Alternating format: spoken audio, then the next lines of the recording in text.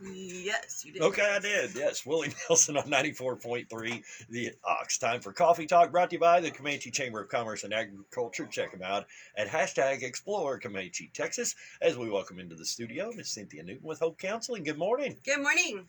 Happy New Year. Happy New Year. Yeah. It's been a bit since I've seen you. It has, hasn't it? Yeah, it has. I saw you on the Facebook, though, with the kiddos out at the livestock show. At the there. Erath County Livestock Show, yeah, we had a great time. Once everybody was feeling better. They weren't feeling good at the beginning of the week, which is why I wasn't here. But once everybody was feeling better, we were out there volunteering, and actually that's something we're going to be talking about a little bit today is things to overcome loneliness. So, okay. We had a blast, and I will tell you the things that a 5-year-old can do when it comes into a concession stand are just, I mean, he just really impressed me. He was on the money with giving out coffee and popcorn. He even made up his little popcorn jingle, and I mean, I you know, all I needed was to put a tray on him going outside going popcorn, cotton candy, and I mean, I'm sure he would have probably sold 20 times more. But anyway, it's hard to say no to a 5-year-old. Sure. Really yeah, that marketing 101. Oh, no. Don't injure yourself over there. I'm trying not to. Anyway, but today we're going to talk about loneliness. Especially, you know, we're coming off the holidays, you know, things are kind of just starting to get back into routine, whatever that means right now, because as the COVID numbers go up, it's kind of crazy again. Yeah, it is. But we're kind of in that COVID routine now anyway. But loneliness is kind of a big thing. Kids are really starting back. A lot of schools that didn't start back next week are starting back today and tomorrow. Mm-hmm. So, you know, parents are finally able to breathe again. Myself included. Anyway, so it's kind of like, okay, kids are back in school.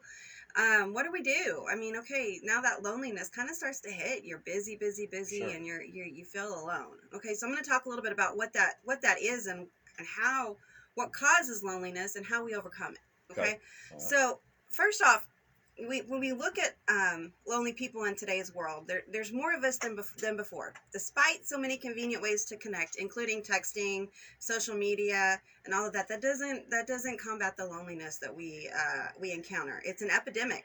I mean, it truly has become an epidemic. We're the most socially connected society at this point, yet so many people experience extreme loneliness.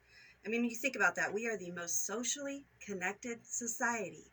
Right. Yet the numbers themselves, when you look at it, I mean, it is just amazing how many people truly experience extreme loneliness.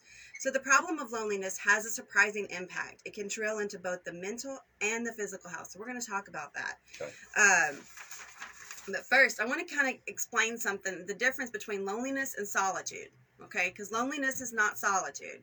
Okay, so everybody thinks loneliness, oh, well, you know, they're just alone and whatever. There's more to it than that. So common definitions describe it as a state of solitude or being alone. Loneliness is actually a state of mind. It causes people to feel empty, alone, and unwanted. People who are lonely often crave human contact, but their state of mind makes it more difficult to form connections with other people. So they may crave contact. I mean, they may be in a huge social setting, but they're still lonely. Right. Okay, research clearly shows that loneliness and isolation are bad for both mental and physical health. Being alone is not the same as being lonely. In fact, solitude has a number of important mental health benefits, including allowing people to better focus and recharge. So solitude can be good to help somebody combat loneliness. So, again, loneliness is marked by feelings of isolation despite wanting social connections. It's often perceived as an involuntary separation, rejection, or abandonment by other people. Solitude, on the other hand, is voluntary. People who enjoy spending time by themselves continue to maintain positive social relationships that they can return to when they crave that connection. They still spend time with others, but these interactions are balanced with periods of time alone. So, we feel loneliness when the relationships and connections we have don't equal the relationships and connections we need. Wait a minute, what is that? Yeah. We feel loneliness when the relationships and the connections that we have do not equal the relationships and the connections that we need. So we may have relationships and connections, but when they don't equal what our body and what our mind is saying we need, we're going to feel lonely. Right. That may look different for different people because we all have different needs. Okay? Loneliness doesn't always look like the person, like I said, sitting alone at the party. You may feel like you are carrying everything alone. You may feel like nobody would even know if you disappeared. You may feel that if you are feeling lonely, then you must be unlikable. It may show up in your life in the form of anger, irritability, disengaging from social activities, among other ways. We are very polarized right now with the political climate and the pandemic, leading to an increase in people feeling disconnected. Imagine that. It's really crazy how everything kind of comes together. But there are 3 types of connection that we as humans need. There is an intimate connection that may be found with a best friend, family member, or a spouse. This is with someone that we confide in or are very close to. There's a social connection that would be found in a good group of friends. And then there is a collective connection that we find with a group of people that we share a sense of purpose with. This may be in church group or volunteer group. We can have strong connections to 2 of these types of connections, but still have feelings of loneliness because we're not meeting all 3. Every person experiences these feelings at some point in their lives. So, all right, that's a lot of information, and you're sitting here going, okay, but what do we do with that? Where do we go with that? What now? Speak English. I can speak English, really. I can also speak Spanish and Pig Latin, and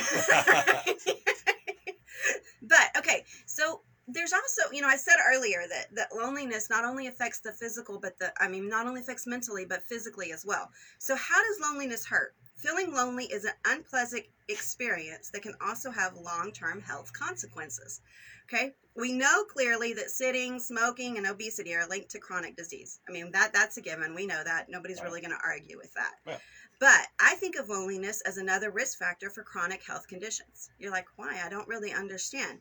Well, loneliness isn't the same thing as social isolation. It's more about how you perceive your level of connectedness to others. Someone who's socially isolated and doesn't have a lot of social contacts may not feel lonely at all, but someone else may feel lonely even when they're surrounded by lots of people. Okay? So you're kind of getting this concept that it's not just about who's around you. When you're experiencing loneliness, your levels of cortisol, do you know what cortisol is? I've been trying to cut down. Okay. Well, it's a stress hormone that your body produces. So your levels of cortisol actually go up when you're lonely. Okay? Wow. So this is your body's physical response to a situation. It's really kind of amazing when you start. I've talked many times about how the brain works and how the chemicals in the body really can affect us mentally. Sure. And it's really amazing, as a scientist to look at, how all of that comes together. But cortisol can impair cognitive performance. That means you make really dumb decisions. Right. Yeah. Oh. I've been trying to cut down on that too. It can compromise the immune system, meaning your immune system's going to be down. So you're in contact with somebody more than 6 feet distance, and they're sick. You very likely will get. Yeah, you are a magnet. You become a magnet for all those things that just because your cortisol is not where it needs to be. Okay. It also can increase your risk for vascular problems or heart disease, as well as inflammation, inflammation of your any type of muscle issues or anything like that. It can actually lead to that. So, physical symptoms of a state of mind. Right. So physical symptoms of loneliness. Wait, what? I've never heard of this. So, it's really important to really understand that it's huge to identify and be able to identify these things in yourself. Okay, so some of the consequences of loneliness are weak social connections that can cause physical problems, like I said, but also including dementia, depression, anxiety, heart disease, sleep issues, impulsive behavior. Kyle, we know about your impulsivity, and impaired judgment. Okay, don't be making rash decisions to go sell your house and move, over the country when you're not in good mental health. Right. Studies have shown that people with stronger social connections have a longer, healthier lifespan. Imagine that. Oh. It's really kind of crazy how everything just fits together when we think about it. and how it all comes about. Anyway, I won't sing for you. Not this morning. You almost did. Yeah, I'm not in the mood. Anyway, it also has a wide range of negative effects on physical, including you may have an increase in alcohol and drug misuse, antisocial behavior, again, decreased memory and learning. You can really sometimes see that as huge. Increased stress levels, depression and suicide as well can all be associated with loneliness. Are also some of these chemical responses. So just be aware, being aware. And that's what we're going to talk about. How am I aware? What comes next? Was it the chicken or the egg? I'm all over the place this morning.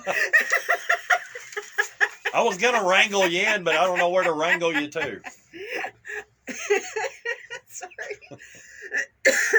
So how do we turn loneliness around? First off, becoming aware of your feelings. It's normal to feel lonely occasionally, but if you're noticing that you're feeling it more often than not, it's time to take actions. Understanding the health impacts, which we've talked about.